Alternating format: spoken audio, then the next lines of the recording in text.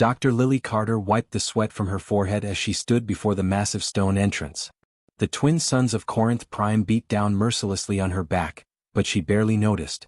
After 3 years of searching, countless dead ends, and funding that had almost run out twice, she was finally here. The Temple of the Silent Guardian stretched before her like something out of a fever dream, ancient beyond measure, covered in vines and the dust of 10,000 years. Her assistant, a young man named Ben who joined her expedition fresh out of university, came running up with his scanner beeping frantically. "Dr. Carter, you need to see these readings. The energy signatures inside this place are off the charts. Whatever built this wasn't using any technology we understand." Lily smiled despite her exhaustion. She'd spent her entire career studying how ancient cultures used music and sound. While other archaeologists chased after weapons and treasure, she'd always been fascinated by something simpler. How did people comfort each other? How did they express love and safety when the universe was dark and terrifying? The Valorians had been the greatest warrior civilization the galaxy had ever known, but Lily had always suspected there was more to them than just conquest and battle. "Let's go find out what they were hiding," she said, adjusting her pack and stepping through the entrance. The temperature dropped immediately as they moved inside. The stone walls seemed to absorb sound, making even their footsteps feel muffled and distant. Ben and the other 3 team members fanned out with their equipment, scanning and cataloging everything they could see. Ancient carvings covered the walls, depicting battles and ceremonies that predated human spaceflight by millennia. But Lily felt drawn deeper inside. There was something about this place, something that pulled at her like a memory she couldn't quite reach. She followed a long corridor that sloped downward, her flashlight cutting through darkness that felt almost solid. The air grew colder with each step and she found herself humming without thinking, an old habit when she was nervous.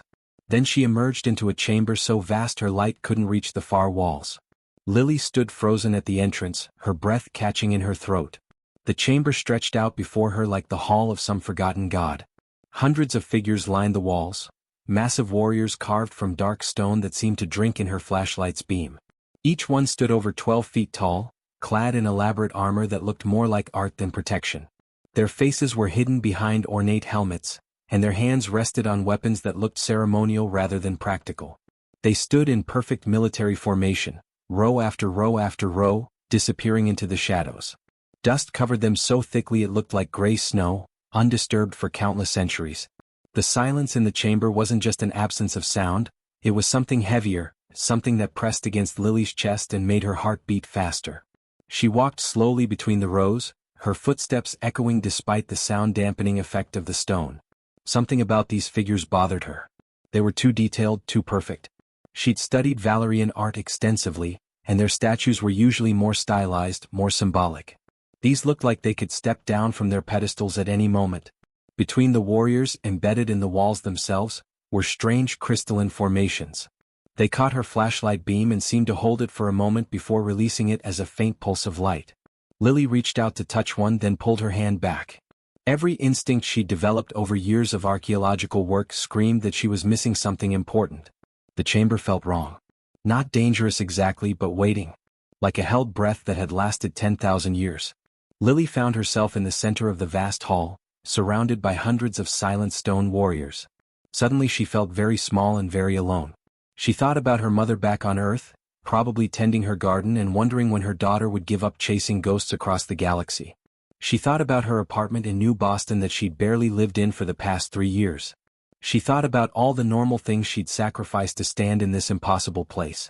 A wave of homesickness hit her so hard it almost hurt. Without thinking, she began to hum. It was just a simple tune, something her mother used to sing when Lily was small and afraid of the dark. Just a few gentle notes that had always made her feel safe and loved, even when nothing else did. Her mother had learned it from her grandmother, who'd learned it from hers. A melody passed down through generations of women promising their children that everything would be okay. The moment the sound left her lips, everything changed. The crystals blazed to life with light so bright Lily had to shield her eyes. Then came a sound like mountains breaking, a grinding, thunderous noise that shook dust from the ancient ceiling and made the floor tremble beneath her feet. Lily's heart stopped as every single figure in the chamber moved at once. Stone scraped against stone as hundreds of massive heads turned in perfect unison. They moved with fluid grace that no statue should possess, their movements synchronized like dancers who'd practiced the same routine for eternity. One by one, their eyes opened, Not carved stone but something that blazed with brilliant white light that cut through the darkness like searchlights. Lily couldn't move, couldn't breathe, couldn't do anything but stand frozen as she realized with absolute horror that these weren't statues at all. They never had been. They were warriors ancient beyond imagination, and they'd been sleeping.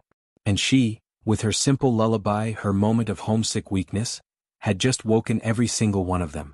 Lily's legs trembled as the massive warriors stepped down from their pedestals. The sound of their movements filled the chamber, not the grinding scrape of stone but something smoother, more organic, like joints that had simply been waiting to move again. Dust cascaded off their armor in gray waterfalls, revealing intricate patterns that seemed to shift in the blazing light from the crystals. She fumbled for her communicator, her hands shaking so badly she almost dropped it. But before she could call for help, something happened that stopped her cold. Every single warrior dropped to one knee. The synchronized movement created a shockwave that rattled her teeth and sent more dust billowing through the ancient air. Hundreds of glowing eyes remained fixed on her, not with hostility, but with something that looked disturbingly like reverence. Lily heard running footsteps behind her and Ben burst into the chamber, his security scanner in one hand and a plasma cutter in the other. Two other team members followed close behind, their faces pale with fear. But they all skidded to a halt when they saw the scene before them. "What the hell?" Ben started, but his voice died as he took in the rows of kneeling giants. The largest warrior at the front of the formation began to speak. The sound came from somewhere deep within its chest, like thunder rolling across distant mountains. The words were in a language that had been dead for longer than human civilization had existed, but Lily's translator earpiece kicked in after a moment of confused buzzing. The translation came through in fragments at first, then with increasing clarity. 10,000 years we have waited in the silence between waking and death, the warrior said. The inheritor walks among us. The first song has broken our sleep. We rise to fulfill the purpose our people could not. Lily's mouth went dry. Wait, please stop. There's been a terrible mistake. I'm not anyone's inheritor. I'm just a researcher from Earth. I study ancient music and cultural practices. That's all I am. The warrior's glowing eyes never wavered.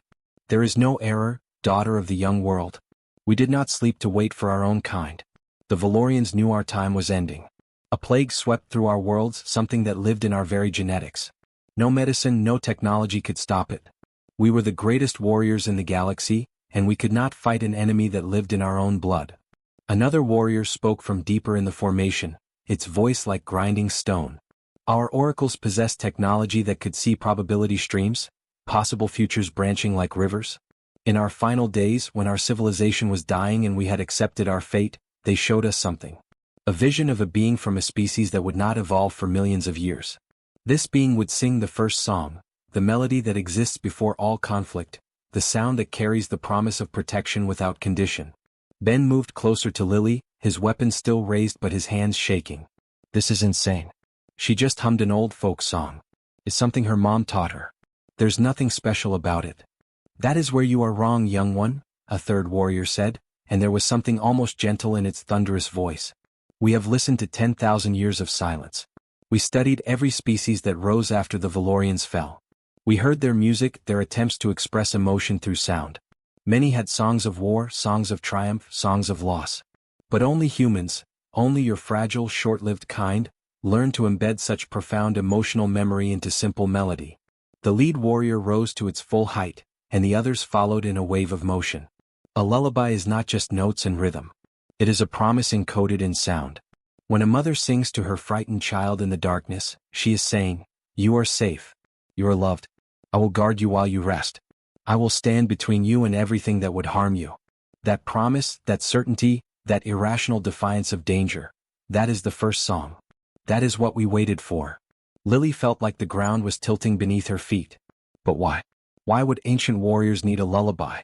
What possible use could that be to you? The chamber fell silent for a long moment.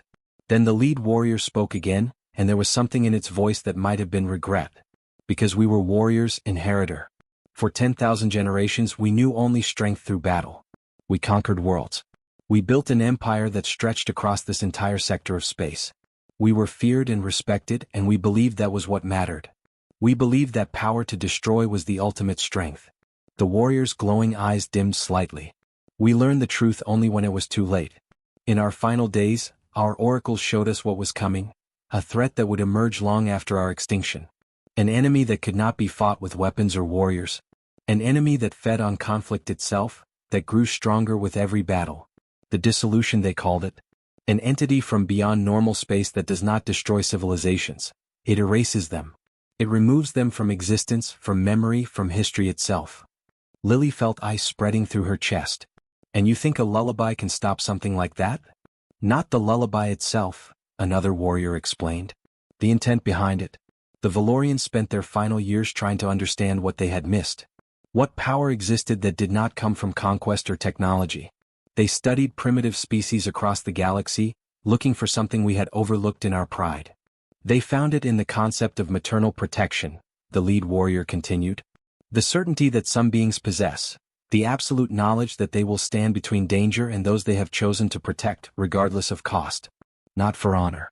Not for glory. Not for strategy or advantage. Simply because they have decided that something precious will not be harmed while they still draw breath.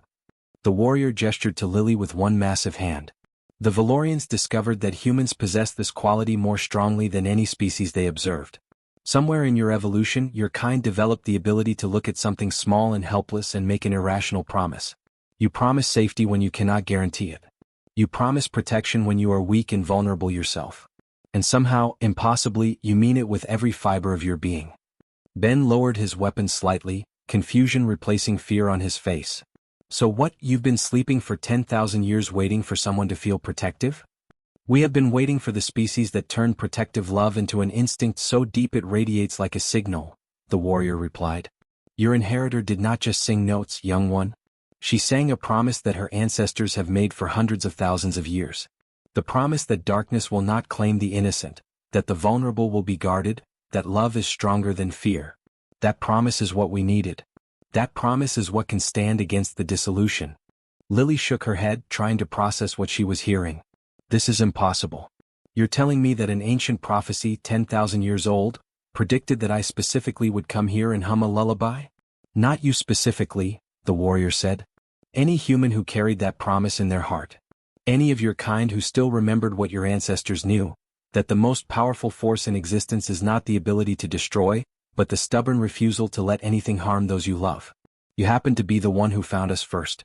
You happen to be the one whose loneliness and love for your mother brought that melody to your lips. The warrior moved closer, and Lily forced herself not to step back. The dissolution is coming, inheritor. It arrives ahead of our predictions. Soon worlds will begin to vanish. Billions of lives will be erased from existence. And the galaxy's warriors will try to fight it with weapons and fleets, never understanding that every battle makes it stronger. That is why we waited for you, the warrior finished. Because humanity learned something the Valorians never did. You learned that sometimes the greatest strength is not in the fist that strikes, but in the arms that hold someone close and promise them safety, even when the universe offers none. Lily stood surrounded by ancient giants, feeling the weight of 10,000 years of waiting pressing down on her shoulders. And somewhere deep in her heart, she felt something responding to their words, that same irrational certainty that had made her mother sing in the darkness, promising a frightened child that everything would be okay. Even when it clearly wouldn't be. Lily sat in what the Guardians called the command chamber, though it looked nothing like any control room she'd ever seen. The walls were covered with symbols that shifted and changed as she watched them, forming patterns that hurt her eyes if she looked too long. Holographic displays floated in the air around her, showing star maps and data streams that made humanity's most advanced computers look like children's toys. Ben stood beside her, his face pale as he tried to make sense of the technology around them. The other team members had retreated to the temple entrance, overwhelmed by what they'd discovered. Lily didn't blame them. She felt like her brain was trying to process information it wasn't designed to handle. The lead guardian, he told her his name translated roughly to Keeper of the Last Dawn, though Lily just called him Keeper, stood before a massive holographic display. His glowing eyes reflected in the swirling images as he manipulated data with movements of his massive hands. Show me again, Lily said quietly. I need to see it again to believe it's real. Keeper nodded and the hologram shifted. A map of the galaxy appeared, rotating slowly in the air between them. Dozens of systems were marked with pulsing red indicators, spreading out in a pattern that made Lily think of infection or disease. The dissolution, Keeper said, his voice carrying that same thunderous quality that made her chest vibrate. It does not originate from our universe. It comes from the spaces between realities, from the dark places where the laws of physics break down and meaning itself becomes uncertain. It is not alive as you understand life, and it is not dead. It simply is. Another guardian stepped forward, one who'd introduced himself with a name that translated to something like shield against the void. The dissolution does not destroy in the way you might imagine. When it touches a world, the people do not die. They simply cease to have ever existed. Not just their bodies, but their history, their culture, their impact on the universe. It erases them so completely that even the memory of them fades. Lily felt her stomach twist. That's not possible. You can't erase someone from history. There would be evidence, records, artifacts. Watch, Keeper said simply. The hologram zoomed in on one of the red markers. Lily saw a planet, lush and green, with cities that sprawled across continents. Then the image shifted to show the same world now. The cities were still there, buildings, roads, infrastructure all intact. But they were empty. Not abandoned, not destroyed. Just empty, as if everyone had simply vanished mid-sentence. We sent investigation teams there 3 days ago, a voice said behind her. Lily spun to see Admiral Patricia Hayes standing in the doorway, her uniform rumpled and her eyes bloodshot. Patricia was her oldest friend, someone she'd known since academy days. They'd stayed in touch even as their careers took them in different directions. Lily into archaeology, Patricia into the fleet. Patricia, what are you doing here? Lily asked, standing up quickly. Looking for you. Your team sent out a priority alert when those things woke up. Patricia gestured at the Guardians with barely concealed nervousness. But that doesn't matter now. Lily, we have a crisis. Multiple crises. In the last 48 hours, 3 entire star systems have gone dark. Not destroyed, we'd see the energy signatures from that. They're just silent.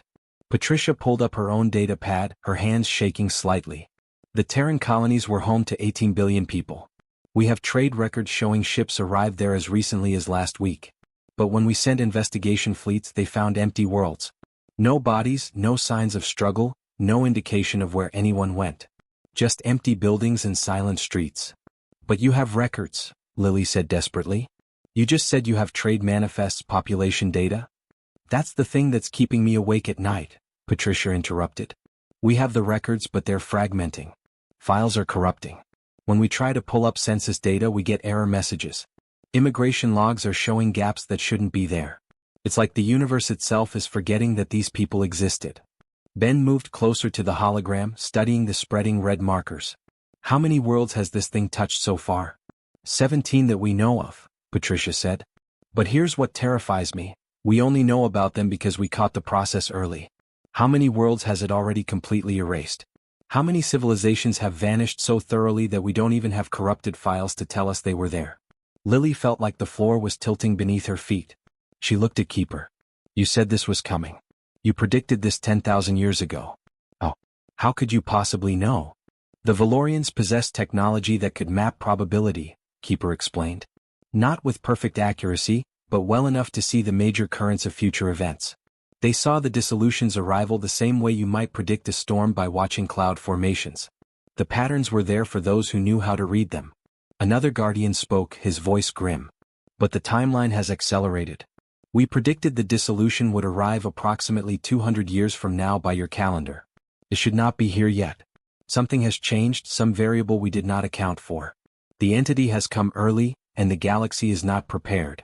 Patricia moved to stand beside Lily, and there was real fear in her eyes. The Galactic Council is meeting in 6 hours. Every species, every government, they all want answers. They want to know what we're facing and how to stop it. Lily, these guardians of yours seem to know more about this threat than anyone. Can they help us? Lily looked at Keeper, at the ancient warrior who'd slept for 10,000 years waiting for this moment. Can you? Can you help us fight this thing? We cannot fight it, Keeper said, and Lily's heart sank. That is the point. The dissolution feeds on conflict. It consumes violence and warfare and grows stronger from every battle. The more you fight it, the faster it spreads. This is why the Valorians could not stop it. We were the greatest warriors in the galaxy, and that was precisely why we were helpless against it. Then what do? Patricia demanded. We can't just stand by and watch it erase entire civilizations. There has to be something. There is, Keeper said, and his glowing eyes fixed on Lily. That is why we waited. The Valorians learned too late that strength is not always measured in weapons or warriors. Sometimes the most powerful force is the one that refuses to fight, that stands firm not with violence but with certainty. The certainty that some things are worth protecting no matter the cost. Lily felt the weight of those words settle on her shoulders. You want me to go there? To the edge of that thing? And do what, exactly? Sing it a lullaby and hope it goes away? We want you to show it something it has never encountered, Keeper said. Something it has no framework to understand or consume. The dissolution feeds on fear and conflict. But a mother's promise to her child, the absolute certainty that you will stand between darkness and those you love, that is not fear. That is not conflict. That is something older and more powerful than warfare could ever be. Patricia grabbed Lily's arm. This is insane. You're talking about sending her into a reality-warping anomaly armed with nothing but a song? I am talking about sending her with the one weapon the dissolution cannot consume, Keeper corrected. Oh, well. The stubborn human refusal to let anything harm those they have chosen to protect. These are not weaknesses, Admiral. They are strengths your species has refined over millions of years of evolution.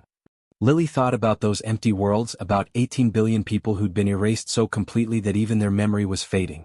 She thought about her mother's garden on Earth, about Ben and her team, about Patricia standing beside her with fear and trust warring in her eyes. She thought about all the people in the galaxy who had no idea that an invisible enemy was coming to unmake their existence. And she felt something rising in her chest, not confidence exactly but something more fundamental. That same irrational certainty that made humans promise protection when they had no power to guarantee it. That made mothers stand between their children and danger, even when they were too small and weak to possibly win. How fast can your ships fly? Lily asked Keeper. Faster than anything in your current fleet, the Guardian replied. We can reach the dissolution's edge in 6 hours. Lily looked at Patricia. Get me in front of that council. I need to explain what we're up against and why sending fleets to fight it is exactly the wrong response. And then? Patricia asked quietly. Then I'm going to teach that thing something it's never learned, Lily said, her voice steady despite her racing heart. I'm going to show it what happens when you threaten someone a human has decided to protect. I'm going to stand at the edge of that void and make the same promise my mother made to me, and her mother made to her, going back through countless generations. She smiled, though it felt shaky. I'm going to promise that nothing gets past me. And I'm going to mean it. The Galactic Council chamber on Unity Station looked like organized chaos. Representatives from 40 different species filled the massive amphitheater, their voices creating a cacophony of sounds that Lily's translator struggled to process. Some delegates had multiple heads arguing with themselves. Others communicated through color changes or chemical releases. And all of them were terrified. Lily stood on the central platform with Patricia beside her and 3 guardians looming behind them like ancient monuments. She'd never spoken to more than a classroom of students before, and now she was supposed to convince the leaders of galactic civilization to trust a 10,000-year-old prophecy and a lullaby. Her hands shook as she gripped the podium. Commander Thale of the Corvex Unity rose first, his crystalline body refracting light in sharp angles that Lily had learned meant agitation. Explain to me again, Dr. Carter, how you propose to face an extinction-level threat with music. Because from where I stand, this sounds like madness wrapped in desperation. Before Lily could respond, General Corvin slammed his clawed fist on his console. The Draken War leader's scales rippled with aggressive colors. The Draken Empire has faced every threat in known space with military superiority. We have battle fleets that can reduce planets to ash. You want us to stand down and let a human sing at the enemy? Lily took a deep breath, trying to steady her voice. Every simulation your military strategists have run shows the same result. Am I right? She looked around the chamber. Every tactical model, every battle plan, they all end in failure. Complete and total failure. Because the dissolution doesn't work like a normal enemy. She activated the holographic display, showing the spreading red markers across the galaxy. It feeds on conflict. Every ship you send makes it stronger. Every weapon you fire gives it more power. Fighting it is like trying to put out a fire with gasoline. You're not attacking it, you're feeding it exactly what it needs to grow. A delegate from the Zenthari Collective chittered through her translator. Then what do you suggest? That we simply allow it to consume us? That we sing songs while our worlds vanish? No, Lily said firmly. I'm suggesting we do something it's never encountered before. Something so alien to its nature that it has no way to process or consume it. She pulled up a different display, showing human brain scans and cultural studies she'd compiled over years of research. Humans discovered something about themselves thousands of years ago, though we never really thought about it because it was so natural to us. When a mother sings to her frightened child, she's not just making sounds. She's making a promise. A very specific promise. Lily played a recording of a simple lullaby, not her mother's but one from Earth's archives. The gentle melody filled the chamber. These words and notes aren't what matters. What matters is the intent behind them. When we sing these songs, we're saying, "You are safe. You are loved. I will guard you while you rest. Nothing will harm you while I'm here." And we mean it absolutely, even when it's irrational, even when we have no power to guarantee that safety. Sentiment, Corvin growled. You're describing sentiment and calling it a weapon. Am I? Lily challenged. She gestured to Keeper, who activated the Guardian technology. The hologram shifted to show battles, ancient Valerian conflicts, tactical analyses. The Valorians were the most powerful warrior civilization this galaxy has ever produced. They could have conquered everything. Their technology was centuries ahead of what we have now. But when their oracles showed them the real threat, they didn't build bigger weapons. They didn't prepare more soldiers. They did something that must have seemed crazy to a warrior culture. The hologram showed the temple, the sleeping guardians, the crystalline technology that responded to emotion rather than commands. They built a system that responds to protective love. They encoded their entire defense strategy around one thing: finding a being who feels protective instinct so strongly that it radiates like a signal. Not someone who wants to destroy the enemy, but someone who will stand between danger and those they love, regardless of whether they can win. Thale's crystalline form flickered with colors Lily's translator said meant confusion. And you possess this quality? You, a single human academic? Lily thought about her team waiting in the ship bay. About Ben, who'd followed her across the galaxy because he believed in her research. About Patricia, who'd known her since they were both naive academy students dreaming of the stars. About her mother back on Earth, probably worrying herself sick. About those 18 billion people on the Terran colonies who'd been erased so completely that the universe was forgetting they ever existed. Every human possesses it, she said quietly. It's not special or mystical. It's just part of who we are. We look at something small and helpless, and some irrational part of our brain decides, I will die before I let anything hurt you. And we mean it. We mean it so completely that we'll do impossible things to keep that promise. She pulled up historical records from Earth. We have thousands of documented cases of humans performing impossible feats when someone they love is threatened. Parents lifting vehicles off trapped children. Untrained civilians charging into burning buildings. Soldiers throwing themselves on grenades to save their squads. It's not logical. It's not strategic. It's just us. A new voice spoke from the upper gallery. I will go with her. Lily turned to see Patricia standing, her uniform crisp despite everything. Dr. Carter is my friend. If she's going to face this thing, she won't do it alone. And us? Ben called from the observation deck, standing with the rest of Lily's team. We came this far together. We finish it together. More voices joined in. Human voices scattered throughout the chamber. Scientists, diplomats, junior officers, trade representatives. Not all of them, but enough. Enough to show the other species something they'd missed about humanity. You see, Lily said, her voice strengthening. This is what I'm talking about. They're terrified. They know this might be suicide. But they're standing up anyway because that's what humans do when someone we care about is in danger. We stand up. We stand together. And we refuse to move no matter how scared we are. Keeper stepped forward, his massive form drawing every eye in the chamber. The Valorians learned this truth too late. We believed strength meant the power to destroy our enemies. We conquered worlds. We built weapons that could crack planets. And when the real threat appeared, all that power meant nothing. Because the dissolution feeds on destruction. His glowing eyes swept across the assembled delegates. But it cannot feed on a promise. It cannot consume the certainty that some things are worth protecting at any cost.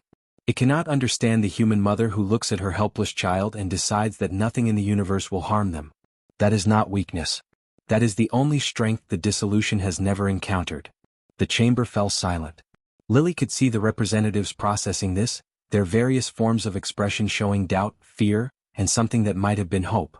Finally, Thale spoke, his crystalline voice softer. This is either the most brilliant strategy one have ever witnessed or the most foolish. I suspect it may be both. Welcome to working with humans, Patricia said with a grim smile. Lily looked at Keeper. Your ships. How fast can they really move? We can be at the dissolution's edge before your military fleets could even launch, the Guardian replied. Lily nodded, feeling that irrational certainty settling into her bones. Then let's stop wasting time. I have a promise to keep, and an entity that needs to learn something new about the universe. She looked out at the assembled species, at her fellow humans standing in solidarity, at the ancient guardians who'd waited 10,000 years for this moment. The dissolution thinks it can erase existence itself, she said quietly. It's about to discover humanity's most annoying trait. We're really stubborn about keeping our promises. And we just promised the galaxy that nothing gets past us. Corvin's scales rippled with what Lily's translator identified as reluctant respect. If you survive this, human, remind me never to threaten someone you've decided to protect. Lily smiled despite her fear. That's the smartest thing anyone said all day. The Guardian ship emerged from faster-than-light travel at the edge of the dissolution's advance, and Lily immediately understood why every military fleet that encountered it had failed. It wasn't a thing you could shoot at or analyze. It wasn't even really there in any way that made sense. Through the massive viewport, space itself looked wrong. Stars didn't explode or fade, they just stopped being. Reality unraveled like a sweater with a pulled thread, and where it came apart there was nothing. Not darkness, not empty space, but genuine nothing. An absence so complete that Lily's mind struggled to process what she was seeing. And it was spreading. Even as she watched, another star system simply ceased to exist. No explosion, no drama. It was there, and then it wasn't, and Lily found herself struggling to remember if it had been there at all. Inheritor, Keeper said, kneeling beside her command chair. His massive hand rested gently on the armrest. The effect you are experiencing, the uncertainty in your memories, that is the dissolution's influence. Even from this distance, it begins to unmake the certainty of reality.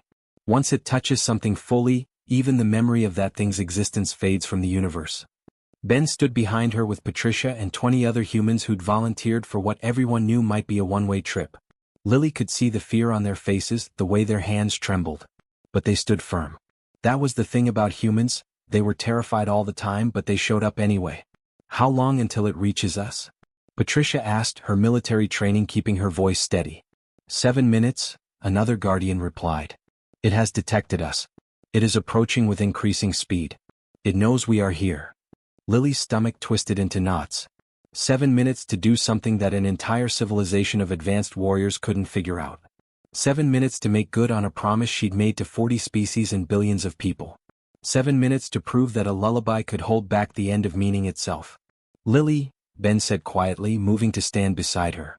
If this doesn't work, then we'll be forgotten together, Lily finished.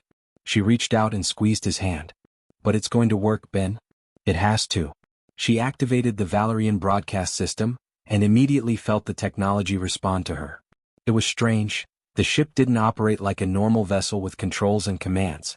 It responded to intention, to emotion. The Valorians had built technology that amplified what you felt, not what you thought. Lily closed her eyes and thought about her mother.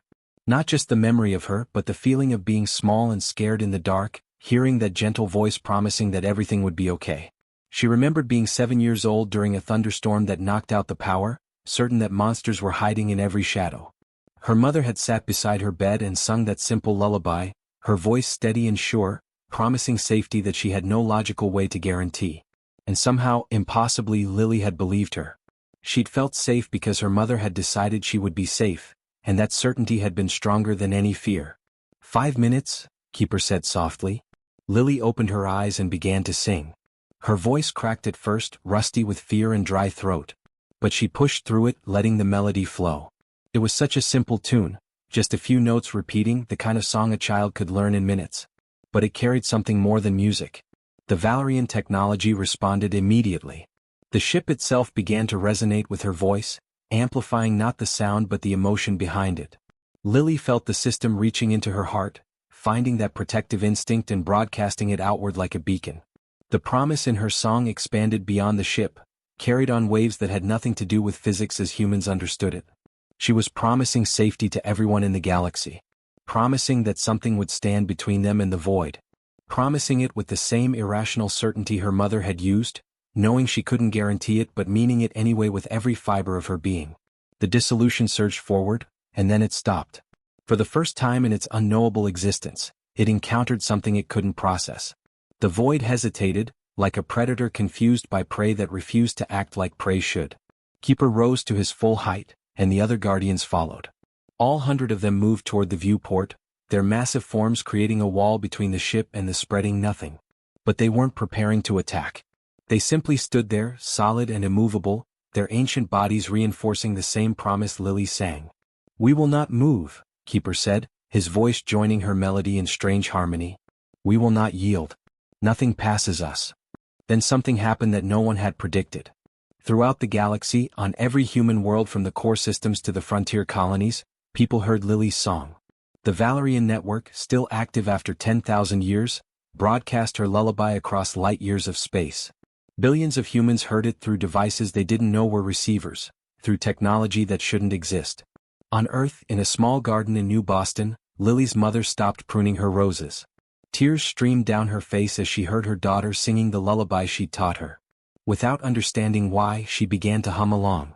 On colony worlds and space stations, in ships between the stars and settlements on distant moons, humans heard the song. They heard it and remembered being small and scared, remembered someone promising them safety through melody, remembered that feeling of absolute certainty that they were protected because someone who loved them had decided they were. And humanity did what it always does. They joined in. A cargo ship captain named Robert sang the lullaby his grandmother had taught him, the one about starlight and safe harbors.